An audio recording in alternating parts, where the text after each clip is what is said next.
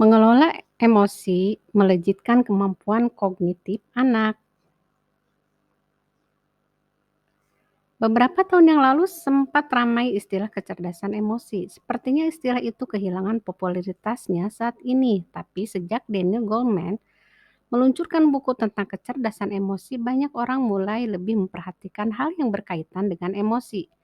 Kali ini kita akan membahas tentang korelasi antara pengelolaan emosi dengan meningkatkan kemampuan kognitif anak. Apa itu emosi? Emosi merupakan dorongan untuk bertindak. Emosi didasarkan pada pengalaman, perilaku orang sekitar, fisiologis tubuh orang itu, dan keadaan tertentu. Jenis emosi antara lain senang, sedih, takut, marah, dengki, cinta, bingung, ragu, dan banyak lainnya. Emosi juga ada yang positif dan ada yang negatif. Emosi positif mengarahkan orang untuk berbuat hal yang positif dan begitu sebaliknya. Emosi dapat ditangkap melalui ekspresi, intonasi suara, gestur tubuh, fisiologis seperti detak jantung, besar pupil mata. Mengapa emosi seringkali diabaikan? Banyak orang menganggap kemampuan kognitif seseorang yang paling bertanggung jawab atas masa depannya, sehingga nilai IQ seseorang menjadi patokan seseorang diterima dalam pekerjaan bahkan sekolah.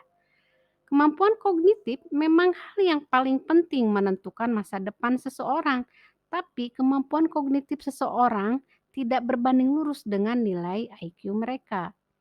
Emosi juga seringkali dianggap menghambat kemampuan kognitif seseorang, baik emosi positif maupun negatif, karena emosi seringkali mendistraksi seseorang dari apa yang harus dilakukannya. Menekan emosi tidak sama dengan mengelola emosi. Kehidupan yang berjalan cepat menjadikan manusia nyaris seperti robot, membuat manusia menganggap emosi adalah hal yang tidak esensial. Keadaan kehidupan saat ini membuat mereka mau tidak mau harus menekan emosi mereka agar emosi tidak lagi merepotkan diri mereka sendiri pun orang sekitar mereka. Tapi apa efek dari menekan emosi? Iya, stres dan depresi akan menghantui mereka. Inilah yang umum terjadi di zaman modern seperti sekarang. Lalu bagaimana cara kita mengelola emosi? Mengelola emosi membutuhkan bantuan orang lain. Mengapa? Karena kita membutuhkan perspektif atau sudut pandang orang lain untuk memahami diri sendiri dengan lebih baik. Itulah mengapa seorang anak perlu pengasuhan dan pendidikan dari orang sekitarnya. Seorang anak masih belum bisa mengenali emosinya sendiri. Dalam keadaan tertentu, anak akan merasa sangat emosional sehingga ia menangis, marah, teriak, tantrum. Dia belum memahami mengapa dirinya bereaksi begitu. Maka orang tua perlu membantu dia mengenali emosinya dan penyebabnya. Tebaklah emosi anak, misalnya apakah anak sedih, takut, cemburu, kecewa, dan kaitan dengan kejadian yang memicunya. Seperti adik sedih karena ibu mau pergi ya. Terima emosi anak terlebih dahulu, lalu tenangkan anak dengan memeluk dan mengelusnya. Kemudian jelaskan alasannya mengapa dia tidak perlu bersedih. Emosi negatif membatasi eksplorasi anak akan kehidupan. Ada banyak literatur yang membahas tentang pengaruh pola asuh pada perkembangan emosi anak. Salah satunya adalah pola asuh otoriter pada perkembangan emosi takut pada anak.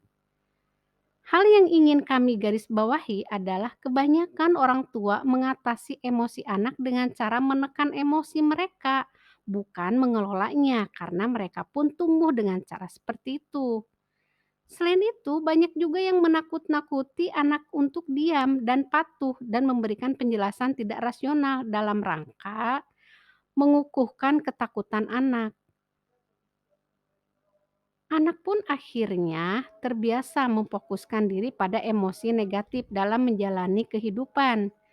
Ketika mereka harus menjalani proses pendidikan, orang tua tidak mengaitkan pembelajaran dengan emosi positif, malah mengaitkannya dengan ancaman dan emosi negatif. Padahal jika pembelajaran dikaitkan dengan emosi positif seperti keingintahuan, kesenangan dalam eksplorasi dan eksperimen, tentu akan membuat anak menikmati momen belajar. Kaitan antara emosi dan kemampuan kognitif. Telah banyak penelitian yang mengaitkan korelasi antara kecerdasan emosi atau kemampuan mengelola emosi yang baik dengan kemampuan kognitif. Hal yang ingin kami camkan adalah seorang anak yang bahagia akan belajar dengan lebih baik daripada anak yang tidak bahagia.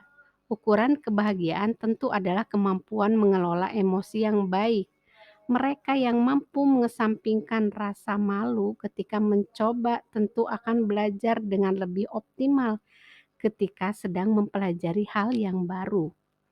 Mereka yang tidak sering ditakut-takuti tentu akan berpikir lebih rasional dan kritis dalam menganalisa suatu keadaan. Mereka yang mampu mengelola amarahnya tentu tidak akan mudah frustasi ketika gagal. Kestabilan emosi seseorang adalah syarat utama dalam membuka gerbang optimalisasi kemampuan kognitifnya.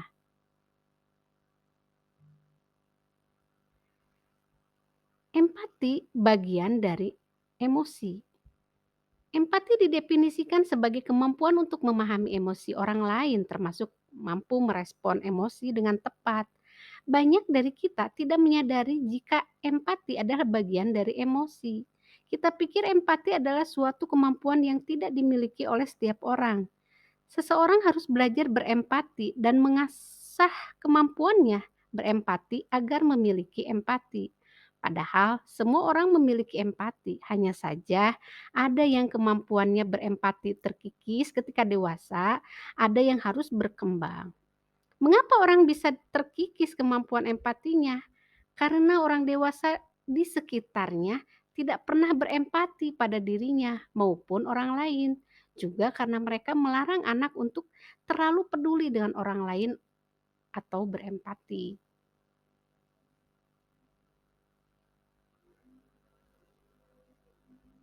Mengapa kita membahas khusus tentang empati? Karena ada pengaruh antara empati dengan kemampuan kognitif kita. Menurut laman Skomedia, ada 3 jenis empati, yaitu empati kognitif, empati emosi, dan kombinasi antara keduanya. Empati walaupun seakan hanya berefek pada orang lain, sebetulnya sikap ini berefek pada diri sendiri juga. Empati kognitif adalah kemampuan untuk memahami perspektif orang lain, apa yang mereka pikirkan, dan memahami tindakan yang mereka lakukan. Ketika seseorang berempati pada orang lain, pada dasarnya ia akan mengevaluasi dirinya dan terus menggali potensi diri mereka sendiri untuk bisa menjembatani perbedaan antara kemampuannya berpikir dengan kemampuan orang lain.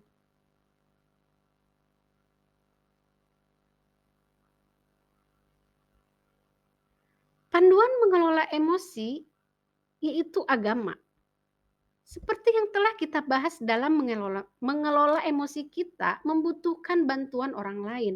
Tentu saja setiap orang memiliki arahan berbeda dalam hidup yang akan mempengaruhi bagaimana mereka mendefinisikan emosi dan mengelola emosi. Banyak orang malah memanfaatkan emosi orang lain untuk kepentingan pribadi. Pada akhirnya dalam mengelola emosi kita membutuhkan panduan. Panduan terbaik tentu berasal dari pencipta manusia itu sendiri, yaitu Tuhan. Al-Quran adalah kitab suci yang banyak sekali membahas tentang emosi seperti cinta, takut, marah, benci, sedih, malu, iri, cemburu, sombong. Al-Quran juga membahas tata cara pengelolaan emosi seperti di ayat 57-23. Bukan hanya itu, perkenalan manusia dengan Tuhan semesta alam dimulai dari emosi kekaguman yang diarahkan hanya padanya di ayat 2 surat Al-Baqarah. Surat Al-Fatihah. Selain itu, dalam Al-Quran juga dibahas tentang hati, yang walaupun banyak ulama masih belum sepakat hati itu apa, tentu hati berkaitan erat dengan emosi. Al-Quran juga membahas bahwa orang-orang yang hatinya mati dan rusak tidak akan mampu menjadi orang yang beriman dan bertakwa. Maka kaitan erat antara empati dengan kemampuan kognitif terpaparkan dengan jelas dalam Al-Quran.